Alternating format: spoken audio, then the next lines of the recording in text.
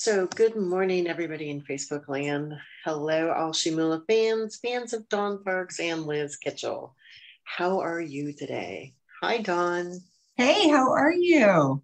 I'm great. Thank you very much for asking. I'm really excited to be here today. I can't believe, Thanksgiving is next week already, a week from today. I know. Can you, I was thinking about that the other day, especially with regard to the Great Resignation.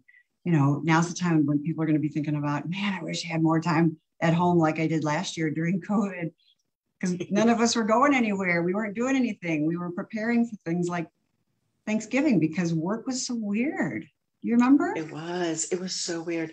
And at the same time, you had so much time with your family. It was really nice. It was almost forced time. I hate to use that word forced, but it was Mhm. really enjoyable because you didn't have to try and schedule it. It was there. You did have to be intentional, but you didn't have to Right, schedule it.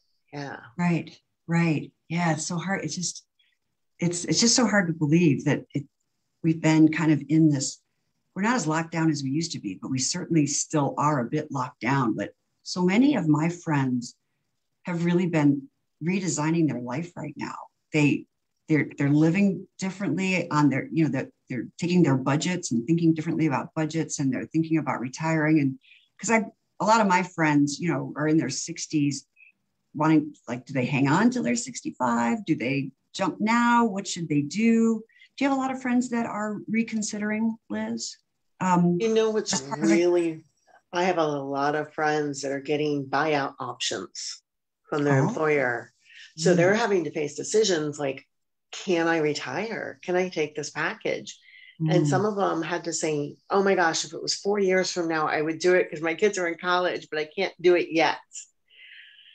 mm, Or, and there's some, there's about half of them have taken the package and they're debating on what's next for them. Are they really done and what are they going to create next? And the other half of them are saying, I can work 5 or 10 more years, and then the next round, I'll take it, which is a really important time too to really think about. Okay, if you're going to take it next time, you still have to start thinking about what are you going to create for yourself when they do offer it. that's right. That's right. And we often are so busy, we always think we're going to have time later to Right. do that planning. And then we're forced to make a decision right here and now. And we're not always comfortable or confident in the decision. Sometimes you just have to jump, and that's the way it is. But before we get too much further, Liz, why don't we sometimes we jump in as if people remember exactly who we are and what we've been up to. Why don't you go?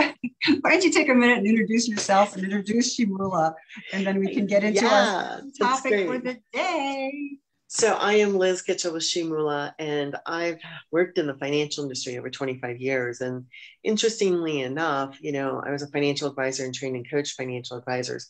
I would notice, in some of the trainings that women would come to the table, have conversations, with financial advisors or anybody in the financial world, and sometimes leave to go research things on their own because they felt judged in the process of that conversation. And they're like, oh, I'll get to it. I'll get to it. I'll get to it. I want to go do Right. some research and I'll do it on my own because I'm not quite sure they understand my financial priorities and how I make decisions. They don't necessarily feel heard. So they left to do the research, but didn't always take action.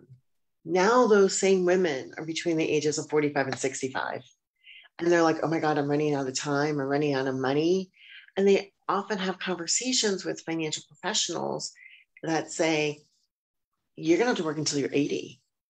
Mm.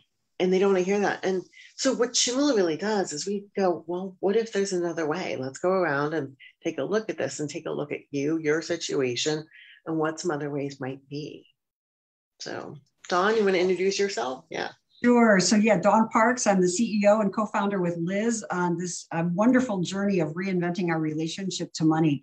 And I come at it from a very different point of view than Liz. I've worked in big corporate environments for most of my professional life, working with people on projects that were multi-million, nearly $1 billion projects where there was a lot at stake. But when it came to my own personal finances, I really had never been trained. I mean, I knew how to operate a budget inside of a big company, but I didn't pay any attention personally because I always had money flowing. I always made good money. right? It wasn't always the best money, but I always made good money. And then I filed for bankruptcy about 15 years ago. And it was like, how did that happen? I'm a smart woman. I've worked with lots of amazing people on big projects. How could this have happened to me? Right? How did that happen to me?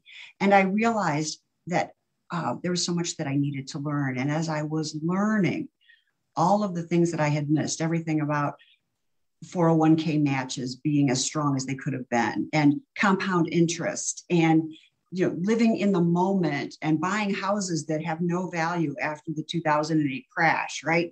Having all of those kinds of things not being diversified was a real nightmare for me. And as I went to learn about it, I learned that people didn't want to talk to people like me. So I had to figure it out on my own, and find out there's a whole bunch of women in my age bracket who don't have the kind of education. And if their husbands die, or if they get divorced, they suddenly have financial conversations that they've never engaged in before. And they either are paralyzed, or they often will make incorrect or improper decisions. So I set about teaching myself and teaching my friends that I ran into who had the same situation. And then voila, there was Liz one day, and we combined forces to create this, because we know that there's women just, if all of us had a little more power around our money, not power like force, but power like it was our friend, like it was our lover, right? Like it was our partner in getting things done, then the world would be different. Just imagine if governments had more women with the feminine conversation of money, and CEOs that were more feminine around the money conversation. We could probably get a lot more done in the world. So that's what Liz and I are up to. And we have classes, we do coaching, we give lots of tips and tricks to people so that they can start to make those changes for themselves. I'm always so glad to be here. We have a really fun mastermind that we have going on right now with a group of women, with really creating a situation where money becomes a board member on your personal board and on the board of your company as well. So, it's important that money plays a position in your life, and you have a, collaborative relationship with it. Mm-hmm. Which I got to tell you, a lot of my friends don't feel like money is collaborative at all. They're either chasing it or hiding from it. Right. When was the last time you looked in your checkbook? It's always an interesting question to ask people, right? So we're glad to be able to have this conversation about the Great Resignation, because when you're thinking about making a jump, or you're being forced, like Liz said, maybe you're being forced to consider a jump because your job might be going away, or you've been offered a buyout package. The financial conversation is one of the hardest ones to work through, because sometimes you can only think about like right now, or what will this look like in a month or in 6 months, but we don't always think about the impact long-term on insurance, or impact on our retirement account, or some of those other big dreams that we have. Buying a cottage, right? Being on the lake with your friends. Vacation home, right? Retirement home. Mm-hmm. So we're very interested in anybody who wants to come on and talk to us about with your skills and strengths, or things that you have done to get yourself through the Great Resignation. And like Liz said, we've got a couple of really great programs that can support you in this if the tips and tricks aren't enough and you want to go deeper. And we'll talk a little bit more about those at the end. Yeah. So I was sitting there thinking, the buyouts that I've heard people get, it really, the health insurance, and I know you have somebody that came on and talked about that, but like the health insurance is a big part of it, because that can be so expensive. But a lot of the firms that are offering them say, we'll provide it for 3 years or 8 years, or until you get it from the government, that kind of thing, right? So, Right. So don't do it alone, and it's not too late. And if you're making the decision, Liz and I are like, yay, you, we're behind you. But make sure you cheer you on. Make sure you have cheerleaders who also have knowledge, right? Don't be talking to people who've never done it. Talk to people who understand it. And who've done it. Yeah, you wouldn't talk to somebody about how to make $1 million if they only have ever made 35 or 40,000 or $60,000 a year, because they don't know how to do it. They're going to be full of information, but it might not be what you need. So surround yourself with people like us, right? Who have done it, who have worked through it, who understand the ups and downs financially, emotionally, physically. And can give you high fives along the way. And the high fives, here we go, high fives. It brings us to a point. Go ahead. Now we can see it. Can you see it? Can you see it? Oh my God. So I love Mel Robbins. I never met her. I would love to have had her on the show. But Mel Robbins, I first heard about Mel Robbins when she got famous doing her 5, 4, 3, 2, 1 strategy. Did you ever, hear about that, Liz, or use that in your life? Oh my gosh. Yeah. There's sometimes just getting out of bed, if I've given too much time to think about it, I'm like, oh, I can roll over and hit snooze. That's right. It depends on what time of year it is. Have we gone through a time change? But I love the 5, 4, 3, 2, 1. And I got to see her set and it getting filmed when I was in New York once, because I have a brother-in-law who is a producer in that building. Oh my God. Mm-hmm. So when she had that TV show, she didn't have it for very long. COVID hit and everything shut down, but oh my gosh, how exciting. How exciting. It was awesome. Yeah. Well, her work is actually scientifically proven to change the way you think about yourself, think about your life, and how you actually can be more productive, get work done. Apparently, in the 5, 4, 3, 2, 1 method. So Mel's story, if you haven't heard of Mel Robbins, it's MEL Robbins, Mel Robbins. And Mel had hit a really dark point in her life, right? She had become an alcoholic. They were like $800,000 in debt with a restaurant. She didn't have a job. She wasn't getting out of bed. She wasn't even getting her kids to school some days. She was in such a bad spot. And one day she was watching a TV program, some random TV program that had a rocket take off. And they said 5, 4, 3, 2, 1. And the rocket took off. Like the rocket didn't have a choice. The rocket took off on 1. It was designed that way. And she thought, okay, maybe I'll try that tomorrow morning. So the alarm went off and she said 5, 4, 3, 2, 1. And she got up and she went, did I just get out of bed? No, okay. So then she went on about her day. And the next morning she said, well, let me try that again. 5, 4, 3, 2, 1. And she got up and she started to notice that when she did that, she started to get up. And there's something about 5, 4, 3, 2, 1, not 10, 9, 8, 7, 6, 5, 4, 3, 2, 1, but the 5, 4, 3, 2, 1, it somehow it produces something in the brain.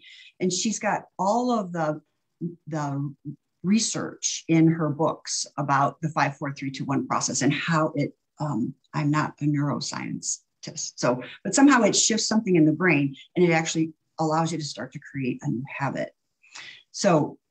But she's got this new thing, this book, The High Five Habit, and I've been reading it and I love it. And so Liz, you've got a kid, right? Do you guys give each other high fives? Oh my gosh, yes, all the time. Yeah. Why would you give somebody a high five? It could be, they were trying something new and they were like, oh my gosh, I was thinking I was going to dread it and I actually tried it and I liked it. Mm-hmm. It could be they did their personal bestest for me. It could be, I don't care if they get A's and everything, but what I do care about is that they try. Right. Because everybody has their gifts and talents and, English might not be their talent, but if they're really doing well in a class that's not their talent, that's amazing, right? That means that they're dedicated to the process. Yeah. It's like a reward. It's different from verbal. Sometimes somebody will say, oh, you did a great job. Sometimes that sticks, sometimes it doesn't, but it's almost like you have a physical experience, right? Something kinesthetic. Yeah. Yeah. So I know that you and I give each other high fives, and I have a daughter and we give each other high fives. And especially when she was little, That was way more important than me saying, oh, Maddie, you did a great job. Didn't last very long, but boy, she'd walk around looking for a high five. I mean, she'd walk around, hey, mom, look what I did, right? And she'd have her high five ready. And I think as we get older, we forget to do those little things, right? Giving each other high fives. And sometimes we do it for other people, you know, but we don't always remember to do it for ourselves. Say a little bit more about that, giving yourself a high five. So, you know, I find myself cheerleading other people on, you know, it's almost like my tagline, everyone's cheerleader. As a connector and a nurturer, those are natural things that I do for people as I really find joy in other people's success and helping them kind of, you know, either see opportunities or if they are doing it themselves, just cheering them on because that's amazing, right? But then like who's cheering us on? Right. And then we have people that cheer us on, but if we don't cheer ourselves on, you know, then we don't always get the validation, the reward, the physical excitement. And I had heard something about this and I already forgot all the scientific aspects of it. So I'm not even going to go there. But there is something that happens physically when somebody, you know, gives us a hug and says, really good job, or they give us a high five.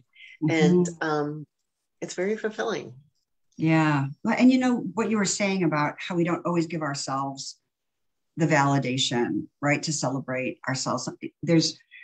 When we look externally for validation, we are really at the effect of whoever happens to be around us. And if they have their own issues around themselves, or they're jealous, or they're feeling insufficient, or they're feeling they don't have a lot of self-confidence, then you're looking for them to give you some sort of validation based on where they are, and you're going to be out of luck, right? You have to find ways to look for it internally, you know. And you do things like you do meditation, we both do journaling, we do other kinds of things to go deep inside to try to find ways to validate ourselves. Because at the end of the day, it's up to us to figure it out. But this high-fiving yourself is it's really different, right?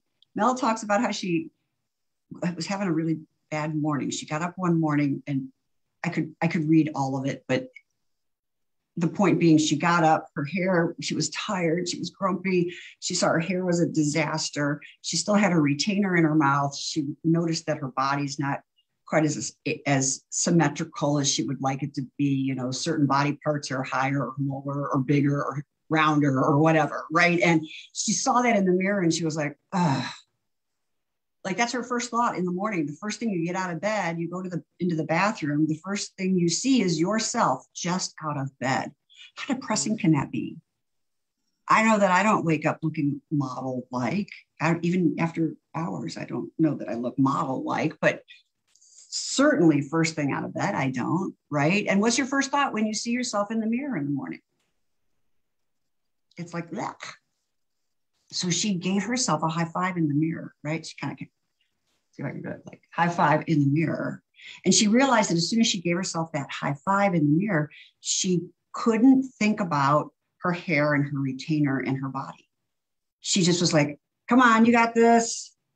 And something shifted when she said it and touched the mirror. I just get goosebumps thinking about it, right? So Liz, right now, if you just take your hand and put it toward your camera and say, you got this. You got this. Yeah. And if you hold it there for just a moment, like really, I can feel something. Do you know what I mean? My hands aren't down. It's like I have some goosebumps. Now, I tend to be very open to conversations like this, but I can actually tell that there's a shift when I'm not thinking about how do I look on Zoom, and am I looking in the right place to see Liz, and am I tripping over my words? Because I still do that. But when I am talking about this thing that I'm so passionate about, it shifts, right? So I'm curious for you, Liz, are there the whole notion of the high five, right? One of the things that she talks about is no one's coming. Like, and I talk about Prince Charming isn't coming, right? He's not going to save you. He's not going to. I have a Prince Charming, but it's not his job to save me. And you have a Right. Prince Charming, but it's not his job to save you. We have to Exactly. find other tools to save ourselves. So you can use this like for a deadline, right? To create a deadline. You can use it to change your mind. So what are some places like if you were going to, if because we have not been using this in our classes yet, because I just got the book. I'm so excited about the book. We haven't been using it. We love to use proven concepts. But what are some things where are some places you could use it for yourself, Liz? I mean, I know I could use it first thing in the morning when I do not want to get out of bed and go to the pool. When it's 5:30 and the windshield is frosty and it's cold outside and it's dark outside. I need to give myself a high five. Yeah, you can do this. You can do this. You can get to the pool. You can swim in that swim meet in January. You got this. Just kind of curious, where could you envision supporting people or yourself? Oh my gosh, the thing that would be supportive, like, having a morning routine, when I have that, everything falls into place, right? And the thing that she was saying is like, you can set the intention and high five yourself and be like, yeah, right? After you kind of get this clear intention. Well, I almost said a 4-letter word in the middle, like, but, which is funny because if anyone knows me, I don't really cuss at all. But it's one of those things where in structuring the morning routine again, because as a nurturer, I struggle with that. When my family was home for the pandemic, it totally changed my morning routine up and I lost it. And I hadn't really gotten it back. And I was like, oh gosh, that's something I haven't gotten back. So the high five is something that I just started using to get my morning routine back, to make sure I do the meditation and the yoga on a daily basis. Because there's nothing that feels better than some kind of movement for me first thing in the morning. And the dog will not tolerate me not doing her walk. So that's also a really good thing. If you can't get a high five for yourself, then get a dog that makes you walk her. No, but I think that's a really good point. If you got up in the morning and just when you look in the mirror, say, you got this, even if you don't say anything else, good. You got out of bed. You got this today. I noticed that if I get out of bed and I'm tired and I even carry that into the kitchen for my first cup of coffee, it can set the mood for the whole day. Like I have to really think about how am I going to shift things. And I've been trying this a little bit. So I don't have it as a habit yet, right? I don't have it as a habit. I haven't had the book long enough. I haven't even known the concept long enough. But when I'm remembering and I say, oh, Dawn, you got this. When I actually put the motion there, something really does have the opportunity to shift because I'm high-fiving myself. But I'm not doing this. I'm doing this. This is so for all of you who are watching, this is all unscripted, right? And it is it's almost like new language. Yeah. It's like a new physical language to give yourself a high five. So what I notice when I do the 5, 4, 3, 2, 1, I don't have the capacity. I go, oh, this is what I'm going to do. 5, 4, 3, 2, 1, and then I do it. I don't have the capacity for the existing thought pattern to convince me not to do it. Right. So that was the thing. Like oftentimes when you're making change, you have this existing thought pattern that's keeping everything the same. And when we say, oh, I should do that, it's almost like there's this little argument in our head goes, yeah, go do it. And the other one goes, why? You're so comfortable. It's so warm. Grab another cup of coffee, get a cup of tea. Don't go outside and get in the car. It's cold. Whatever, right? So there becomes this battle of the wills of which one's going to win, and that doesn't help. Whereas if you do the 5, 4, 3, 2, 1, the high five, you don't give yourself the capacity to get stuck in that competing battle of the wills. Right. So here's the thing. If you've been waiting to do something, right? How many of you have been waiting to do something? Maybe you are going to go get that job, or maybe you are going to get back to the gym, or you are going to walk the dog a little bit longer, or you are going to cut back a little bit on the amount of wine you have every night, or there's something that you have been saying that you want to do. You want to think about 5, 4, 3, 2, 1, and the high five habit. And all right, so this is like so perfect, Liz. If you've been thinking about making a job change, right? And no kidding, if you have been thinking about it and you're not taking an action yet, give yourself a high five and tell yourself it's time to take an action, some action, any action, even if that's listening to us do more of our talks, giving us a call. Call me, call Liz. We'll talk to you about whatever it is that you're trying to accomplish and why you haven't started yet, right? Mm-hmm. Take a class, do something new for yourself to break yourself out of the rut. Because here's the thing, you don't know how many days you have on the planet. You might have tomorrow and you might have 50 more years. Why wait? Give yourself the high five and say, I deserve it. Come on, Liz, high five. I deserve it. I deserve it. You're worth it. Take the challenge. I challenge anybody who watches this at a minimum, do one thing. Call us. Yes. The call is free. If you're a veteran, we're giving away one of our programs for free as long as you register by the end of the month. What have you got to lose?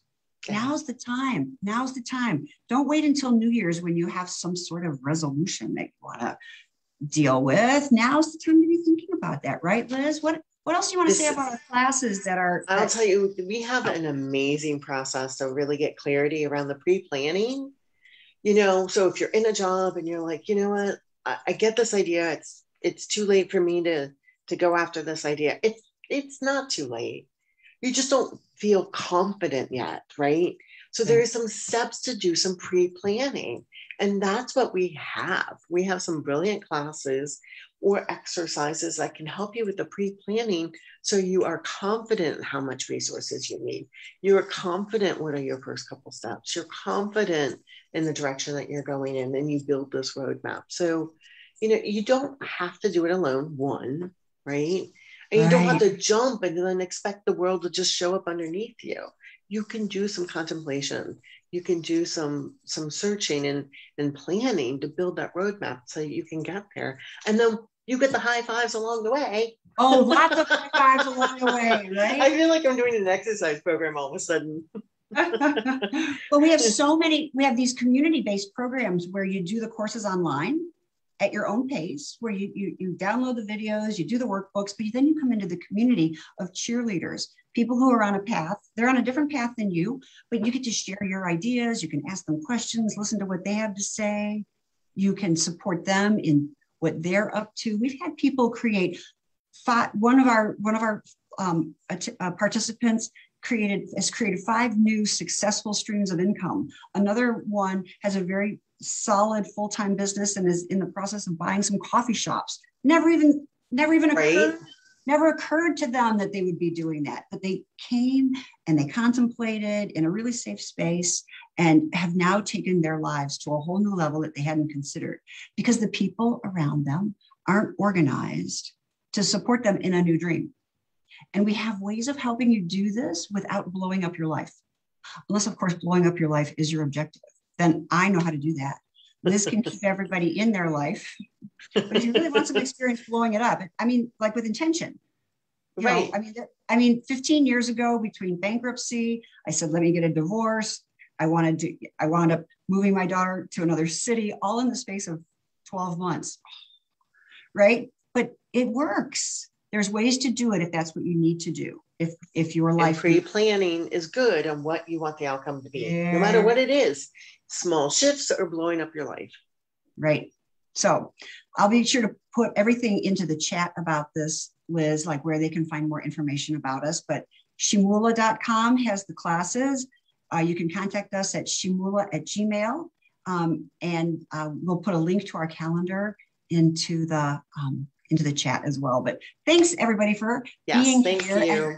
Tomorrow we have Andrea Bednar. She's been coming on a regular basis and she's going to be talking to us tomorrow about the value of small changes. How, when you make a small change and you do it consistently, like a high five habit, right? How it can impact your life better than blowing everything up all at once. Small steps.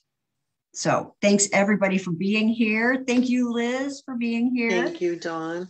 And I'm if going to go anybody ahead. wants to get on a distribution list to find out the cool workshops that we're doing, some of them are free, some of them, yeah, depending on what organization we do them for, and great communities, just go to our website and click on the money personality quiz and you automatically get signed up for our distribution list as well. So plus you Great. get cool information about your money personality. Yeah. All right. We'll see you guys tomorrow, same time. Okay, great. Bye.